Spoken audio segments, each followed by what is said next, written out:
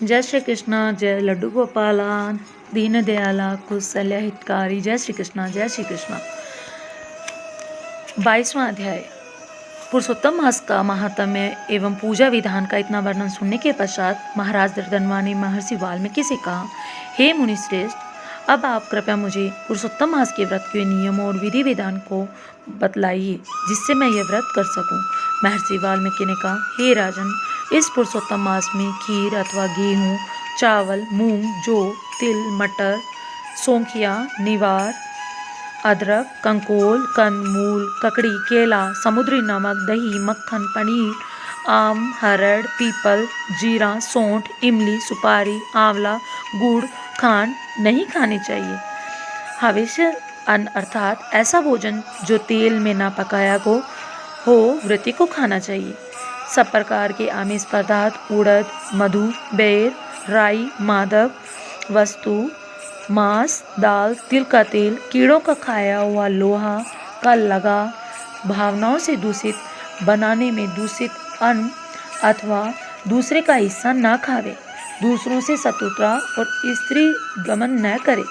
पुरुषोत्तम मास में विवाह और उत्सवों का निषेध तो है ही, प्रदेश में भी केवल तीर्थ के सिवाय नहीं जाए।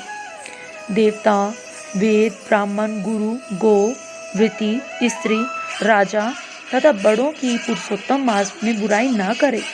प्राणायाम में चूर्ण, फलों में जम्भीरी, धान्य में मसूर और बासी में अन्न आमिष है।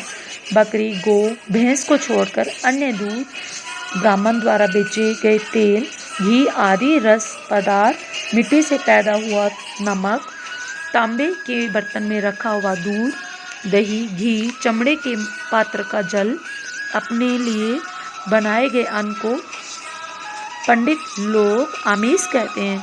ऐसे भोजन को नहीं करना चाहिए। पुरुषोत्तम व्रती ब्रह्मचार्य पालन कर धरती पर सोवे, पत्तल में भोजन करे, सायंकाल केवल एक ही बार भोजन करे, रजस्वा, स्त्री, मलेच्छ, पतित, संस्कारीहीन व्यक्तियों से वार्तालाप न करे, इन लोगों और सुतकियों का अन्न और दोबारा गर्म किया गया जल न पिए और न ही अन्न खाए।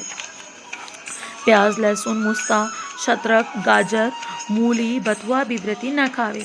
इस व्रत तथा अन्य व्रतों को भी ये वस्तुएं का त्याग करना चाहिए।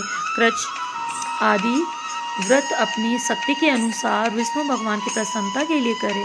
पेठा, काशी फल, तरुनी, मूली, नारियल, कलिंग फल, आंवला, गोला, अलम्बू, पटोल, बेर, बैंगन, वल्ली साग, बेल, कमलनाल और जल में उत्पन्न होने वाले फल फूल पुरुषोत्तम मास के प्रारंभ से पूर्णिमा तक न खावे। गृहस्थ हमेशा रविवार को आंवला न खावे। पुरुषोत्तम मास में जो वस्तु त्याग करे वह पुरुषोत्तम मास भगवान की प्रसन्नता के लिए ब्राह्मणों को दान करके खाना प्रारंभ करें। हे राजन, नियम के बिना कोई फल नहीं होता है। पुरुषोत्तम मास का व्रत शक्ति हो तो उपवास रहकर करें अथवा घी या दूध पीकर करें। व्रती पुरुष फलाहार करके रहे, जैसे भी व्रत भंग न हो उसी प्रकार व्रत करें। प्रातःकाल उठकर नित्य कर्म करके श्री कृष्ण को हृदय में स्मरण करके भक्ति पूर्वक नियम धारण करें। श्रीमद् भागवत गीता की कथा इस मास में सुने, इसकी पुण्य को ब्रह्मा भी नहीं कह सकते हैं। श्री पुरुषोत्तम मास में लाख दल तुलसी से शालिग्राम भगवान का पूजन करके अनंत पुण्य और मोक्ष प्राप्त होता है। पुरुषोत्तम मास में स्नान, नियम अनुसार व्रत और भगवान का पूजन करने वाले पुरुष को देखकर यमदूत उसी प्रकार भागते हैं जिस प्रकार सिंह को देखकर हाथी भागते हैं। इस मास का व्रत सैकड़ों यज्ञों से भी श्रेष्ठ है। पृथ्वी में जितने तीर्थ है वह देवताओं सहित व्रती मनुष्य के शरीर पर निवास करते हैं।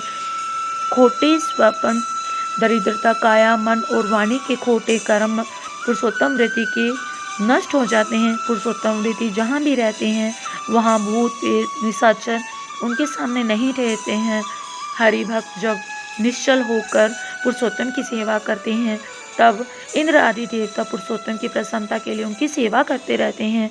और मात्र इस एक मास के व्रत और पूजा से व्यक्ति मुक्ति का सहज अधिकारी बन जाता है। इति श्री पुरुषोत्तम मास 22वां अध्याय समापन। जय श्री कृष्ण।